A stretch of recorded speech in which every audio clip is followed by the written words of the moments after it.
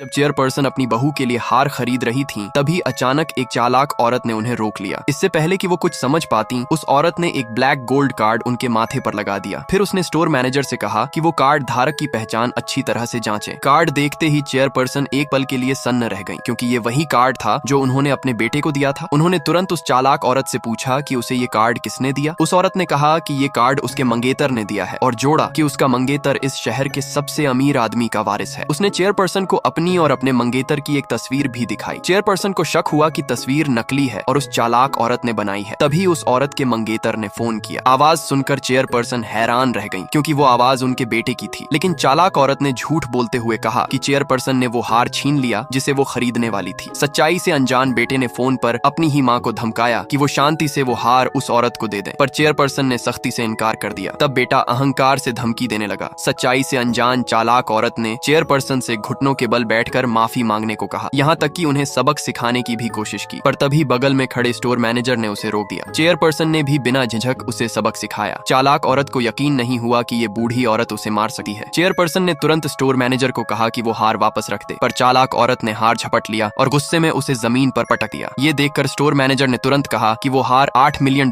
का है और उसे पूरी कीमत चुकानी होगी। चेयरपर्सन ने कहा कि वो अब कानून प्रवर्तन विभाग को बुलाएंगी, लेकिन उस औरत ने घमंड से कहा कि इतनी रकम तो उसके लिए छोटी बात है। उसने स्टोर मैनेजर से कहा कि बस कार्ड स्वाइप कर दो। ये देखकर चेयरपर्सन ने तुरंत अपने फाइनेंस विभाग को संदेश भेजा कि उस कार्ड को ब्लॉक कर दिया जाए। थोड़ी देर बाद जब स्टोर मैनेजर ने कार्ड स्वाइप किया तो पता चला कि कार्ड डीएक्टिवेट हो चुका है, लेकिन चालाक औरत को लगा कि मशीन खराब है। स्टोर मैनेजर ने फिर से कार्ड स्वाइप किया, लेकिन नतीजा वही निकला। अब वो औरत डर गई और तुरंत अपने मंगेतर को फोन किया। अगले ही पल चेयरपर्सन का फोन बज उठा और चेयरपर्सन ने बेटे की बात ठुकरा दी। अब वो निकम्मा बेटा उस चालाक औरत को समझाने लगा कि वो इंतजाम कर देगा। ये सुनते ही चालाक औरत फिर से घमंडी हो गई, लेकिन चेयरपर्सन भी पीछे हटने वाली नहीं थी। बगल में खड़े स्टोर मैनेजर ने उस औरत का मजाक उड़ाते हुए कहा कि एक रखैल इतनी अकड़ दिखा रही है। तभी दरवाजे से निकम्मे बेटे की आवाज आई कि उसकी औरत को छूने की हिम्मत किसने की, पर अगले ही पल वो जमीन पर घुटनों के बल गिर पड़ा।